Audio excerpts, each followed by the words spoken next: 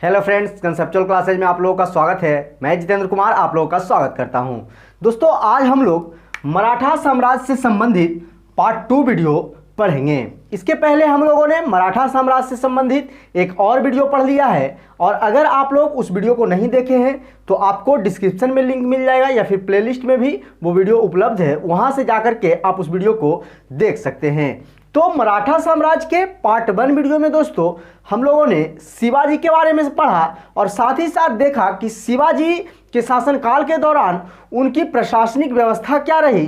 तो शिवाजी के प्रशासन से संबंधित जानकारी भी हम लोगों ने इसके पहले वाले वीडियो में पढ़ा है। आज दोस्तों इस वीडियो में हम लोग शिवाजी के जो बचे हुए वंशज रहते हैं उनके बारे में पढ़ेंगे और देखेंगे कि किस तरह से शिवाजी के वंशजों के द्वारा फिर धीरे धीरे मराठा साम्राज्य का विस्तार किया जाता है, और फिर किस तरह से पेशवा का पद जो शिवाजी के शासनकाल के दौरान जो पद बनाया गया था, जो 8 मंत्रियों का जो समूह था जिसमें सबसे प्रमुख पद जो पेशवा का पद होता है, किस तरह से वह पेशवा का पद उभर कर आता है और फिर पेशवाओं के द्वारा मराठा साम्राज्य पे शासन किया जाने लगता है।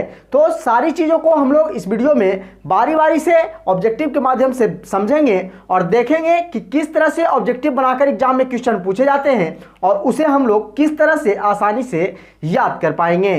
तो आइए दोस्तों, सारी चीज़ों को हम लोग इस वीडियो के माध्यम से पढ़ते हैं। थोड़ा सा पहले हम लोग प्रारंभिक जानकारी को जान लेते हैं, जो पीछे वाली चीज़ है उसे रिकैप कर लेते हैं ताकि ये वीडियो समझने में हम लोगों को आसानी हो।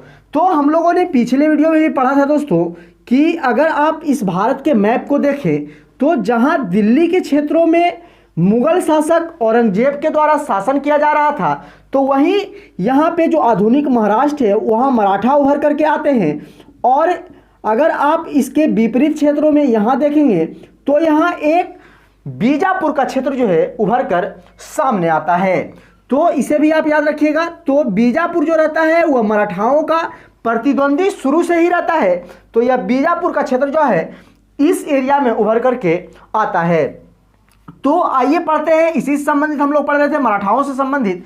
तो मराठा शासक शिवाजी की मृत्यु जब उनके पुत्र जो रहते हैं संभाजी, जो कि बड़े पुत्र उनके रहते हैं, जब उनके द्वारा विद्रोह कर दिया जाता है तो इस बात से शिवाजी दुखी चलने लगते हैं और शिवाजी की मृत्यु 1680 ईस्वी में हो जाती है। तो ये सारी चीज़ों को हम लोगों ने पिछले वीडियो में पढ़ लिया है दोस्तों कि शिवाजी के बड़े पुत्र संभाजी के उनके खिलाफ ही विद्रोह कर देने के कारण 1680 ईस्वी में शिवाजी की मृत्यु हो जाती है।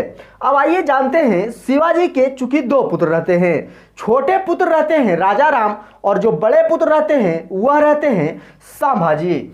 और जो छोटे पुत्र राजा राम रहते हैं, जब उनकी पिता की मृत्यु होती है, जब शिवाजी की मृत्यु होती है, तो राजा राम के द्वारा भी अलग क्षेत्रों पे अपने आप को शासक घोषित कर लिया जाता है। और जब राजा राम अपने आप को शासक घोषित करते हैं तो यह बात संभाजी को अच्छा नहीं लगता है, क्योंकि वह पहले से ही अपने पिता के खिलाफ विद्रोह करके खुद वह राजा बनना चाहते थे।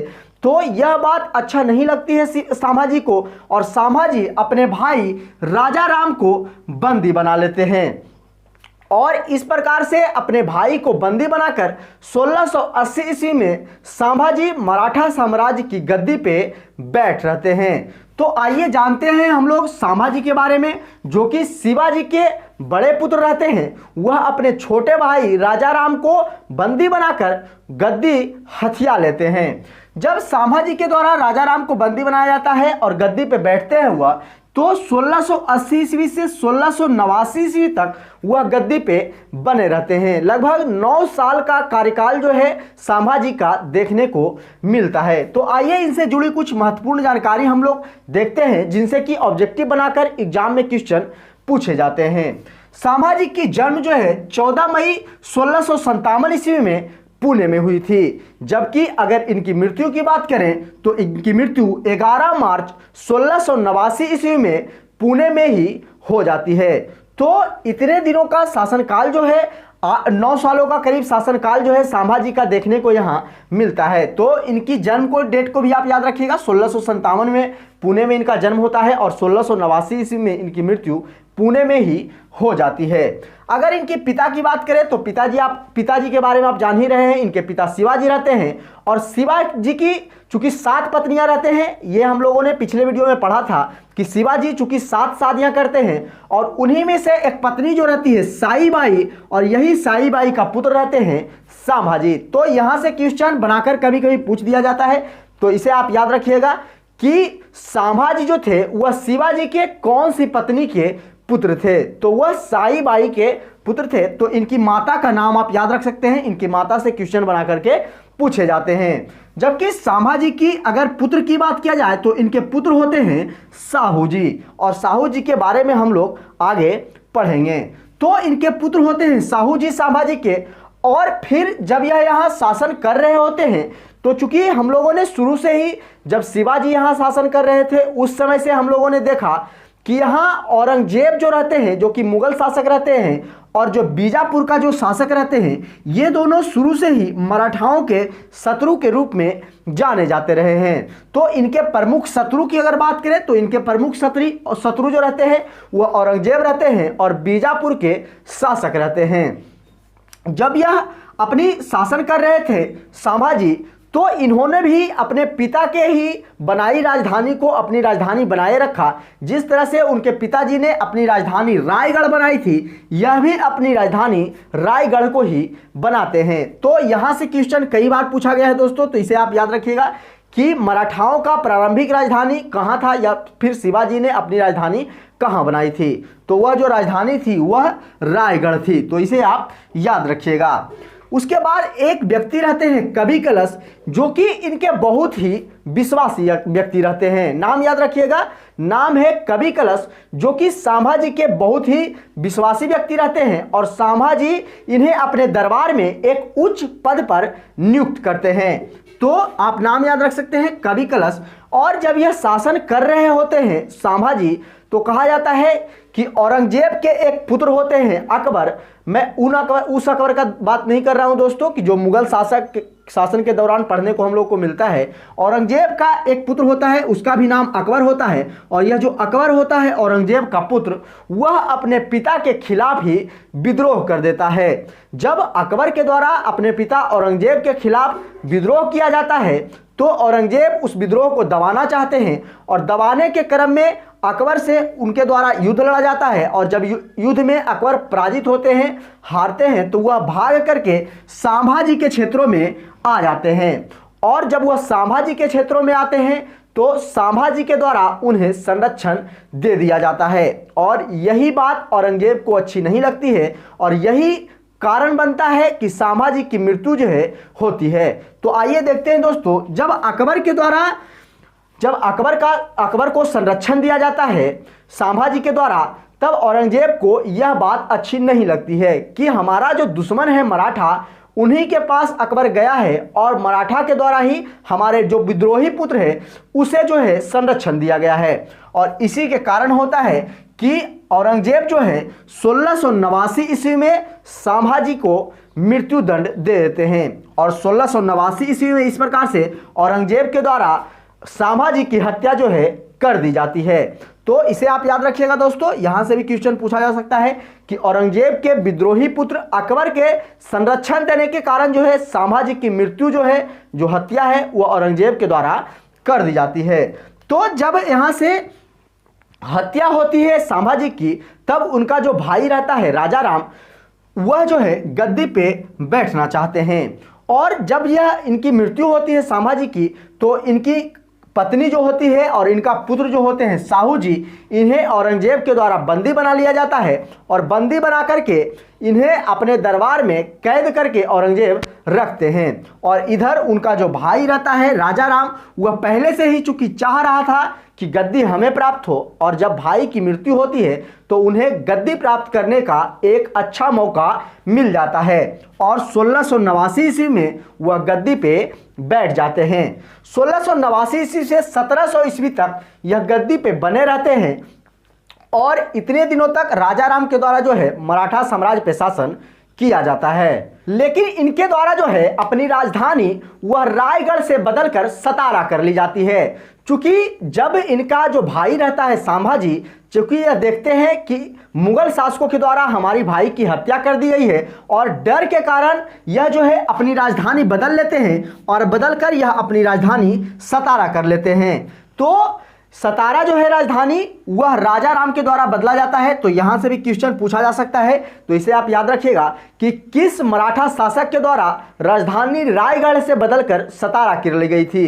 तो मुगलों के डर से, औरंगजेब की डर से जो है राजा राम अपनी राजधानी बदल लेते हैं और बदलकर रायगढ़ से सतारा लेके चले जाते हैं और सतारा से ही यह शासन करने लगते हैं। और कहा जाता है कि जब यह वहां शासन कर रहे होते हैं, सतारा के क्षेत्रों से ही अपनी शासन चला रहे होते हैं मराठा साम्राज्य की, तब फिर कुछ दिनों के बाद 1700 ईस्वी में इनकी मृत्यु हो जाती है। और इधर जब 1700 ईस्वी में इनकी मृत्यु होती है तो फिर कहा जाता है कि इनकी मृत्यु के बाद इनके जो पुत्र रहते हैं शिवाजी द्वितीय, वह गद्दी पे बैठते हैं। इनके पुत्र बहुत वयस्क नहीं होते हैं, कहा जाता है एक कम उम्र के ही पुत्र रहते हैं शिवाजी द्वितीय। इनकी मृत्यु चूंकि 1700 ईस्वी में ही हो जाती है और इनकी जब मृत्यु होती है तो उनका जो अर्ध वयस्क पुत्र रहता है, यानी कम उम्र का पुत्र रहता है, वह जो है मराठा साम्राज्य की गद्दी पे उन्हें बैठा दिया जाता है। और उनकी जो माता रहती है ताराबाई, उनके द्वारा जो है उन्हें संरक्षण प्रदान किया जाता है और उनके नेतृत्व में जो है शिवाजी द्वितीय वह शासन करना प्रारंभ कर देते हैं।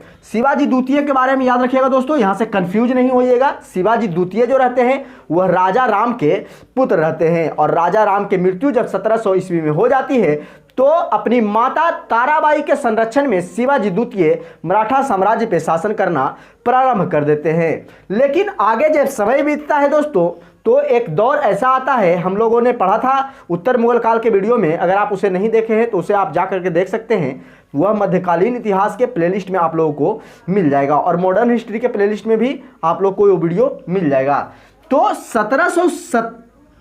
1707 ईस्वी का एक ऐसा दौर आता है जब औरंगजेब की मृत्यु हो जाती है। और जब 1707 ईस्वी में औरंगजेब की मृत्यु होती है तो अगले शासक जो मुगल के बनते हैं, मुगल शासक जो अगले बनते हैं, वह जो साहू जी रहते हैं और जो संभाजी की पत्नी रहती है उन्हें आज़ाद कर देते हैं। और जब यहाँ से साहू जी और संभाजी की पत्नी दोनों आज़ाद होती हैं तो कहा जाता है कि फिर आकर के वह अपनी गद्दी को प्राप्त करना चाहते हैं और इसी क्रम में उन्हें जो है शिवाजी द्वितीय से युद्ध करना पड़ता है। क्योंकि शिवाजी द्वितीय को गद्दी पे बैठा दिया गया था राजा राम के मृत्यु के बाद, तो जब साहू जी वहां से आज़ाद होते हैं तो वह आकर के खेड़ा नामक जगह पर जो है एक युद्ध लड़ते हैं और पुनः जो है वह मराठा सत्ता को प्राप्त करते हैं।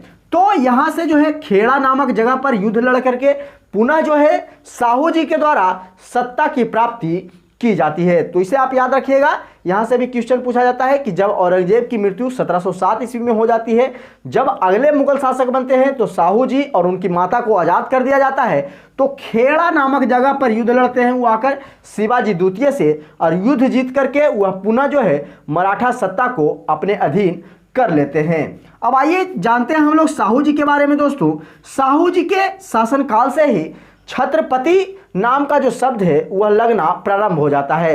तो इसे भी आप याद रख सकते हैं कि छत्रपति शब्द जो है वह साहू जी के पीरियड से लगना प्रारंभ होता है।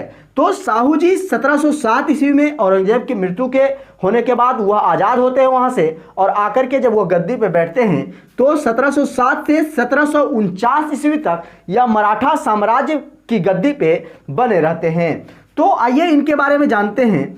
और इन्हीं के शासनकाल से, साहू जी के शासनकाल के दौरान से ही जो पेशवा पद रहता है वह उभर कर सामने आता है और किस तरह से फिर पेशवा धीरे धीरे जो है मराठा साम्राज्य पे अपना अधिकार कर लेता है और फिर पेशवाओं का दौर चलना प्रारंभ हो जाता है। तो आइए सारी चीज़ों को जानते हैं।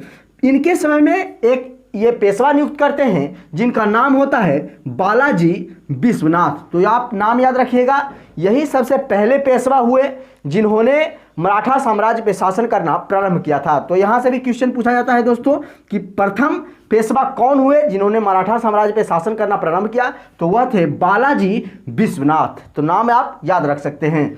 यहाँ से होता क्या है दोस्तों कि मराठा साम्राज्य जो रहता है, जब वह अपने भाई शिवाजी जो उनके चचा का पुत्र रहता है, यानी कि भाई आप कह सकते हैं, तो जब वह हराते हैं शिवाजी द्वितीय को, तो शिवाजी द्वितीय जो है उस क्षेत्र से, जो वह क्षेत्र रहता है सतारा का, उस क्षेत्र से हार करके भाग जाते हैं और कोल्हापुर के क्षेत्रों में चला जाते हैं। और कहा जाता है कि शिवाजी द्वितीय के द्वारा कोल्हापुर के क्षेत्रों में शासन करना प्रारंभ कर दिया जाता है। तो इस प्रकार से मराठा साम्राज्य जो है यहाँ दो क्षेत्रों में विभक्त हो जाता है। एक तो सतारा का क्षेत्र जो कि साहू जी के नेतृत्व में जो है वह शासन करना प्रारंभ करते थे, जबकि दूसरी तरफ अगर देखा जाए तो कोल्हापुर का जो क्षेत्र रहता है वहाँ शिवाजी द्वितीय के द्वारा शासन करना प्रारंभ कर दिया जाता है। तो इस प्रकार से जो है मराठा जो शासक रहते हैं वह भी कमजोर होने लगते हैं और इसी में फायदा होता है जो पेशवा पद रहता है उन्हें, और यहाँ से पेशवाओं का उदय होना प्रारंभ हो जाता है। यहाँ होता क्या है दोस्तों कि एक संधि होती है, संगोला की संधि 1750 ईस्वी में यह संधि होती है शिवाजी और साहू जी के बीच में, शिवाजी द्वितीय और साहू जी के बीच में। और इस संधि में दोनों अलग अलग अपना क्षेत्र जो है वह चुन लेते हैं और वहां से शासन करना प्रारंभ कर देते हैं। और कहा जाता है कि और यहाँ से पेशवा का जो वास्तविक शासक है उन्हें मान लिया जाता है। पेशवाओं को यहाँ से जब ये दोनों अलग अलग बढ़ जाते हैं तो पेशवा अपना जो मेन भूमिका रहता है वह निभाना शुरू करते हैं। और कहा जाता है कि पेशवा के अंतर्गत ही साहू जी कई युद्ध लड़ते हैं और कई युद्ध जीतते हैं। और जब यहाँ यह कमज़ोर होने लगते हैं तो फिर लास्ट में यह मराठा साम्राज्य जो है वह पेशवा को सौंप दिया जाता है। तो यहाँ से पेशवाओं का दौर जो है मराठा साम्राज्य पे चलना प्रारंभ हो जाता है। तो आइए जानते हैं अब पेशवाओं के बारे में कि जहाँ से क्वेश्चन बना करके पूछे जाते हैं। अगर प्रथम पेशवा की बात की जाए दोस्तों तो हम आप लोगों को पहले ही अभी यहाँ बताएं कि प्रथम जो पेशवा हुए वो हुए बालाजी विश्वनाथ। और बालाजी विश्वनाथ पहले पेशवा हुए जिन्होंने मराठा साम्राज्य पे अपना शासन करना प्रारंभ कर दिए। और इस दौरान जब वह 1713 ईस्वी में पेशवा बनते हैं और 1720 ईस्वी तक वह जो है मराठा साम्राज्य पे शासन करते हैं, तो उनके द्वारा 1713 ईस्वी में गद्दी पे बैठा जाता है और 1720 ईस्वी में जो वह गद्दी पे बने रहते हैं। और अगर मराठा साम्राज्य के द्वितीय संस्थापक के रूप में भी जाना जाए तो वह बालाजी विश्वनाथ को ही जाना जाता है, क्योंकि अगर मराठा का विस्तार देखा जाए सबसे ज़्यादा तो एक तो शुरू में शिवाजी के शासनकाल के दौरान होता है और दूसरा जो सबसे ज़्यादा अपनी साम्राज्य का विस्तार करते हैं वह करते हैं बालाजी विश्वनाथ। इसीलिए बालाजी विश्वनाथ को मराठा साम्राज्य का द्वितीय संस्थापक भी कहा जाता है। तो यहाँ से भी क्वेश्चन कई बार पूछा गया है, तो इसे आप याद रखिएगा कि मराठा साम्राज्य का द्वितीय संस्थापक के रूप में किन्हें जाना जाता है। तो मराठा साम्राज्य के द्वितीय संस्थापक के रूप में दोस्तों बालाजी विश्वनाथ को जाना जाता है। तो इसे आप याद रखिएगा। 1719 ईस्वी में यह फरुखसियर को हराने के क्रम में जो है सैयद बंधुओं का साथ देते हैं। यहाँ से आप याद रखते हैं कि जब 1719 ईस्वी में जो फरुखसियर, जो उत्तर मुगल काल के दौरान हम लोगों ने पढ़ा कि जो मुगल वंश के ही एक शासक बनते हैं, जो कि उत्तर मुगल काल के दौरान हम लोगों को देखने को मिलता है फरुखसियर। और फरुखसियर से जब युद्ध होता है सैयद बंधुओं का, तो सैयद बंधुओं के द्वारा जो है इनसे सहायता मांगी जाती है और बालाजी विश्वनाथ जो है सैयद बंधुओं की सहायता करते हैं फरुखसियर से युद्ध लड़ने में।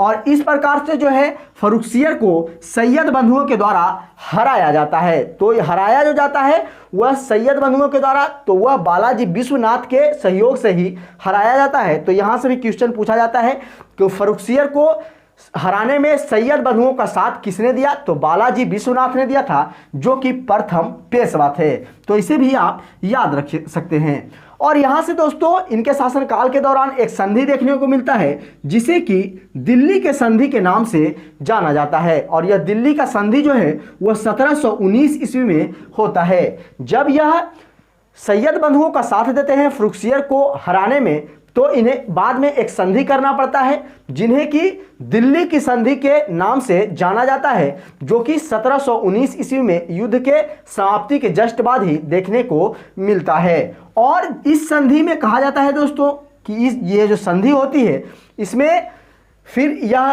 तय किया जाता है कि जो पेशवा हैं वह फिर से सैयद बंधुओं का साथ नहीं देंगे और इस प्रकार से ये संधि जो है समाप्त हो जाती है।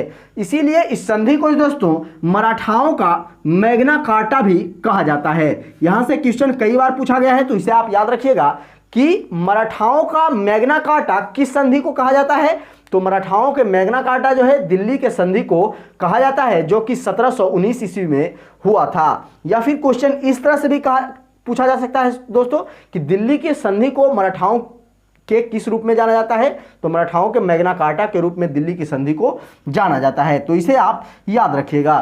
फिर बालाजी विश्वनाथ की मृत्यु जो है 1720 ईस्वी में हो जाती है। 1720 ईस्वी में जब बालाजी विश्वनाथ की मृत्यु होती है तो उनके बाद अगले पेशवा के रूप में बाजीराव प्रथम जो हैं वह गद्दी पे बैठते हैं। और बाजीराव प्रथम जो है दोस्तों वह 1720 ईस्वी से 1740 ईस्वी तक जो है वह पेशवा के पद पे बने रहते हैं। और पेशवा के पद पर रहते हुए वह मराठा साम्राज्य का विस्तार जो है कई क्षेत्रों में करते हैं। तो आइए देखते हैं उनके द्वारा हैदराबाद के जो निजाम रहते हैं उन्हें हराया जाता है, साथ ही साथ गुजरात के क्षेत्रों को विजित किया जाता है और मालवा तथा पुर्तगालियों को भी उनके द्वारा हराया जाता है। और इन सबों को हरा करके वह इन सारे क्षेत्रों पर जो है मराठा साम्राज्य का विस्तार करते हैं। तो इस प्रकार से बाजीराव प्रथम के द्वारा जो है कई क्षेत्रों में मराठा साम्राज्य का विस्तार देखने को मिलता है। एक दौर ऐसा आता है दोस्तों कि बुंदेलखंड के जो राजा रहते हैं, राजा छत्रसाल, उनके द्वारा जो है बाजीराव प्रथम को एक संदेश भेजा जाता है कि हमें मुगलों के द्वारा सताया जा रहा है, तो आप आकर के हमें संरक्षण दें या फिर आप आकर के हमें सहायता प्रदान करें। और होता यह है कि बाजीराव प्रथम जो रहते हैं वह बुंदेलखंड के राजा छत्रसाल की सहायता करने के लिए पहुंच जाते हैं और उनकी सहायता भी करते हैं। उत्तर मुगल काल के जो शासक रहते हैं, मुगलों के जो शासक रहते हैं, उनसे उनकी सहायता करते हैं। और उन्हीं दौरान एक उनकी दरबार में, राजा छत्रसाल के दरबार में एक मुस्लिम नर्तकी रहती थी, एक नृत्यांगना रहती थी जिनका कि नाम रहता है मस्तानी। और कहानी सुनने को ऐसा मिलता है दोस्तों कि यही मस्तानी बाई से जो है बाजीराव प्रथम को प्यार हो जाता है और इनकी कहानी जो है लंबे समय तक देखने को मिलता है। और इस मस्तानी की वजह से जो है बाजीराव प्रथम काफ़ी चर्चित रहे हैं और इन पर फिल्म भी बना है दोस्तों, आप लोग देखे होंगे। बाजीराव मस्तानी जो फिल्म है, यही बाजीराव प्रथम और मस्तानी की कहानी जो है उस फिल्म में दिखाई गई है, तो आप उस फिल्म को भी देखे होंगे।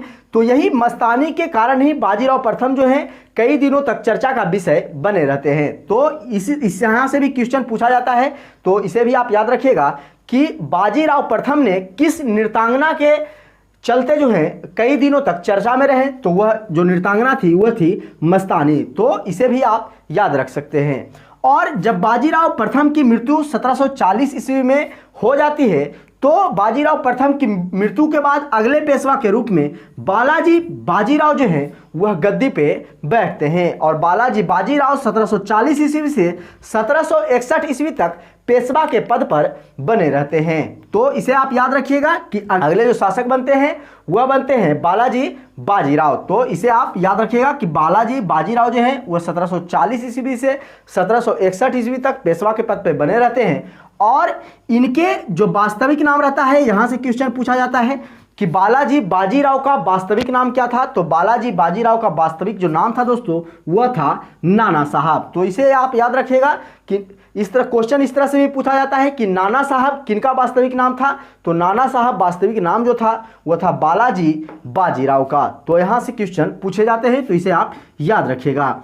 इन्होंने मराठा साम्राज्य का सबसे अधिक विस्तार किया है। अगर देखा जाए पूरे मराठा साम्राज्य के जितने भी शासक हुए, तो एक तो शिवाजी के शासनकाल के दौरान हुआ, दूसरा हम लोगों ने देखा पेशवा जो रहते हैं प्रथम पेशवा बालाजी विश्वनाथ उनके शासनकाल के दौरान हुआ।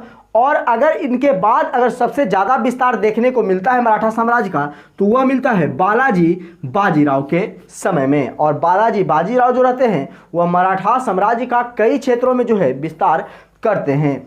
जब यह विस्तार कर रहे होते हैं तो कहा जाता है कि इधर जो उत्तर मुगल काल के शासक रहते हैं वह भी धीरे धीरे कमज़ोर पड़ने लगते हैं। और जब उत्तर मुगल काल के शासक कमज़ोर पड़ते हैं तो अफगान एक शासक होते हैं अहमद शाह अब्दाली, और उस अहमद शाह अब्दाली को जो है उत्तर मुगल काल के शासकों के द्वारा बुलावा भेजा जाता है। और यहाँ बालाजी बाजीराव जो रहते हैं वह अपने साम्राज्य का विस्तार करते रहते हैं या अपनी चरम सीमा पे पहुँचे हुए रहते हैं।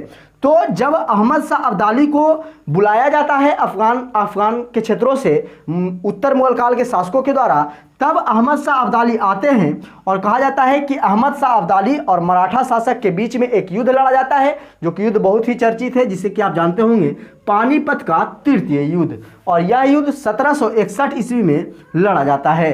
तो 1761 ईस्वी में पानीपत का तृतीय युद्ध जो है अहमद शाह अब्दाली और मराठाओं के बीच में लड़ा गया था। तो यह भी क्वेश्चन पूछता है दोस्तों, तो इसे भी आप याद रखिएगा कि यह पानीपत का जो तृतीय युद्ध है वह किनके बीच लड़ा गया। तो पानीपत का तृतीय युद्ध जो है वह अहमद शाह अब्दाली, जो कि एक अफगान शासक रहते हैं, और मराठाओं के बीच में लड़ा गया था, जहां की अहमद शाह अब्दाली को उत्तर मुगल काल के शासकों के द्वारा बुलाया जाता है।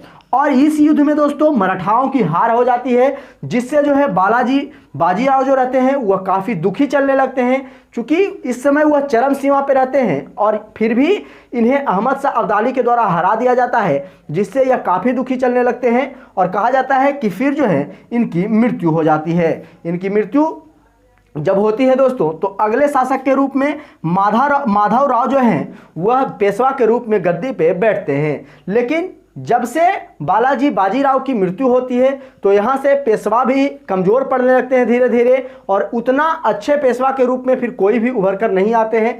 तो माधवराव फिर अगले शासक के रूप में बैठते हैं। और लास्ट शासक आप याद रख सकते हैं, लास्ट शासक से यहाँ क्वेश्चन पूछा जाता है कि अंतिम पेशवा कौन थे मराठा साम्राज्य का। तो अंतिम पेशवा के रूप में बाजीराव द्वितीय को जाना जाता है। तो यहाँ से क्वेश्चन पूछा जाता है दोस्तों बाजीराव द्वितीय से। तो इसे आप याद रखिएगा कि अंतिम जो शासक थे मराठा साम्राज्य के वह थे बाजीराव द्वितीय, या फिर अंतिम पेशवा भी आप कह सकते हैं। तो अंतिम पेशवा बाजीराव द्वितीय थे, तो इसे आप याद रखिएगा। ये तो हम लोगों ने देखा दोस्तों शिवाजी के जो बचे हुए वंशज रहते हैं किस तरह से वह शासन करते हैं, और फिर किस तरह से पेशवाओं का दौर शुरू होता है, और पेशवा जो है फिर मराठा साम्राज्य पे अपना अधिकार जमाते हैं और उनके द्वारा फिर शासन किया जाने लगता है। इसी क्रम के दौरान में दोस्तों मराठाओं और अंग्रेजों के बीच में कई सारे युद्ध लड़े जाते हैं, और उस युद्ध के बाद संधि की जाती है।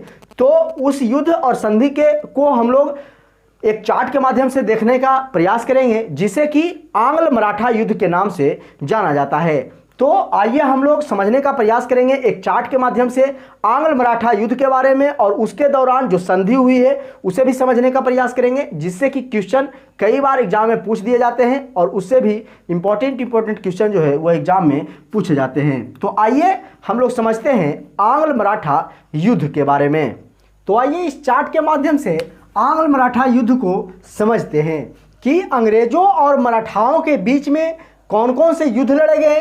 3 युद्ध लड़े गए थे, प्रमुख 3 आंग्ल मराठा युद्ध देखने को मिलते हैं। तो इन तीनों युद्धों को देखेंगे, ये युद्ध कब हुए उनके डेट को देखेंगे, इस युद्ध के दौरान पेशवा कौन रहे और गवर्नर जनरल कौन थे उन्हें देखेंगे, तथा इन युद्धों के बाद कौन सी संधि की गई उस संधि के बारे में भी हम लोग देखेंगे, जहां से क्वेश्चन बनाकर एग्जाम में पूछे जाते हैं। तो आइए हम लोग पहले देखते हैं प्रथम आंग्ल मराठा युद्ध के बारे में। प्रथम आंग्ल मराठा युद्ध जो है दोस्तों वह 1775 ईस्वी से 1782 ईस्वी तक चलता है। डेट याद रखिएगा 1775 से 1782 ईस्वी तक। और प्रथम आंग्ल मराठा युद्ध जो है वह जब चल रहा होता है तो उस समय मराठा के जो पेशवा होते हैं, मराठा जो पेशवा होते हैं वह होते हैं माधवराव। तो नाम याद रखिएगा आप, माधवराव होते हैं। और इस समय गवर्नर जनरल जो रहते हैं वह रहते हैं वारेन हेस्टिंग्स। तो पेशवा की अगर बात किया जाए तो पेशवा माधवराव रहते हैं, जबकि जो गवर्नर जनरल रहते हैं वह वारेन हेस्टिंग्स रहते हैं। प्रथम आंग्ल मराठा युद्ध के बाद एक संधि की जाती है जिसे सालबाई की संधि के नाम से जाना जाता है। और यह युद्ध के समाप्ति के बाद 1782 में युद्ध समाप्ति होती है और 1782 में यह संधि की जाती है। तो इसे आप आसानी से याद रख सकते हैं कि पहला आंग्ल मराठा युद्ध जो है 1775 से 1782 ईस्वी तक चलता है। और इस समय जो पेशवा रहते हैं वह रहते हैं माधवराव, जबकि अगर गवर्नर जनरल की बात किया जाए तो वारेन हेस्टिंग्स रहते हैं। और इसके बाद जो संधि की जाती है उसे सालवाई के संधि के नाम से जाना जाता है, जो कि युद्ध के जस्ट समाप्ति के बाद 1782 ईस्वी में की जाती है। और इसके बाद अगर द्वितीय आंग्ल मराठा युद्ध की बात किया जाए तो द्वितीय आंग्ल मराठा युद्ध जो है वो 1803 से 1806 ईस्वी तक चलता है। इस समय जो पेशवा रहते हैं वह रहते हैं बाजीराव द्वितीय, जो कि मराठाओं के अंतिम पेशवा के रूप में भी जाने जाते हैं। तो बाजीराव द्वितीय जो है दूसरे आंग्ल मराठा युद्ध के दौरान पेशवा के पद पे नियुक्त रहते हैं और इस समय जो गवर्नर जनरल रहते हैं वह रहते हैं लॉर्ड बेलेजली। लॉर्ड बेलेजली चूंकि 1805 ईस्वी तक रहते हैं और 1805 ईस्वी में फिर बन जाते हैं जॉर्ज बार्लो। तो आप नाम याद रख सकते हो दोस्तों, 1805 में जॉर्ज बार्लो बन जाते हैं। तो चूंकि यह युद्ध जो है 1803 से 1806 ईस्वी तक चला था, तो कुछ शासनकाल जो है वह लॉर्ड बेलेजली का देखने को मिलता है, जबकि कुछ 1805 से 1806 एक साल का जो शासनकाल है वह जॉर्ज बार्लो को। तो इसलिए दोनों गवर्नर जनरल यहाँ आपको पूछ सकता है, लेकिन अगर पूछेगा ऑप्शन में ज़्यादा रहेगा तो बेलेजली मारेंगे, क्योंकि बेलेजली का लंबा पीरियड रहा है। फिर अगर बात करें कि दूसरे आंग्ल मराठा युद्ध के बाद जो संधि देखने को मिलती है वह राजघाट की संधि देखने को मिलती है, जो कि 1805 ईस्वी में युद्ध के समाप्ति के एक साल पहले यानी कि बेलेजली के समय में जी ही देखने को मिलता है। तो राजघाट की संधि द्वितीय आंग्ल मराठा युद्ध के दौरान देखने को मिलता है। फिर तीसरे अगर आंग्ल मराठा युद्ध की बात करें तो 1806 में समाप्त होता है और इसमें अगर 11 जोड़ देंगे तो फिर 1817 में जो है तृतीय आंग्ल मराठा युद्ध शुरू होता है और यह 1 वर्षों तक चलता है और 1818 में यह समाप्त हो जाता है। और इस समय भी जो पेशवा रहते हैं वह बाजीराव द्वितीय ही रहते हैं, क्योंकि बाजीराव द्वितीय जो रहते हैं वह मराठाओं के अंतिम पेशवा रहते हैं। तो दूसरे आंग्ल मराठा युद्ध के दौरान भी पेशवा बाजीराव द्वितीय और तृतीय आंग्ल मराठा युद्ध के दौरान भी पेशवा जो रहते हैं वह बाजीराव द्वितीय ही रहते हैं, जबकि पहले के समय हम लोगों ने देखा माधव राव रहते हैं। तो ये आसानी से याद किया जा सकता है। तृतीय आंग्ल मराठा युद्ध के दौरान जो अंग्रेजी गवर्नर रहते हैं वह रहते हैं लॉर्ड हेस्टिंगस। नाम याद रखिएगा दोस्तों, लॉर्ड हेस्टिंगस रहते हैं। और तृतीय आंग्ल मराठा युद्ध के बाद जो संधि की जाती है उसे पूना की संधि के नाम से जाना जाता है, जो कि 1817 ईस्वी में किया जाता है। तो पहले में सालबाई की संधि, दूसरे में राजघाट की संधि और तीसरा में पूना की संधि किया जाता है। पहले में अगर गवर्नर जनरल की बात करें तो वारेन हेस्टिंगस, दूसरे में अगर गवर्नर जनरल की बात करें तो जॉर्ज बार्लो एवं बेलेजली दोनों रहते हैं और तीसरा में अगर बात करें तो लॉर्ड हेस्टिंगस रहते हैं। जबकि पेशवा की बात करें तो पहले में माधव राव, दूसरा में बाजीराव द्वितीय और तृतीय में भी बाजीराव द्वितीय रहते हैं। तो दोस्तों हम लोगों ने कितने ही आसानी से इस चार्ट को भी समझ लिया। तो आशा करते हैं कि आप लोगों को ये सारी वीडियो अच्छी लगी होगी। अगर ये पूरा वीडियो आप लोगों को अच्छा लगा है तो प्लीज़ वीडियो को लाइक करें, चैनल को सब्सक्राइब करें तथा ज़्यादा से ज़्यादा दोस्तों के पास शेयर करें। तो चलिए दोस्तों आज के लिए इतना ही, फिर मिलते हैं अगले वीडियो में। जय हिंद।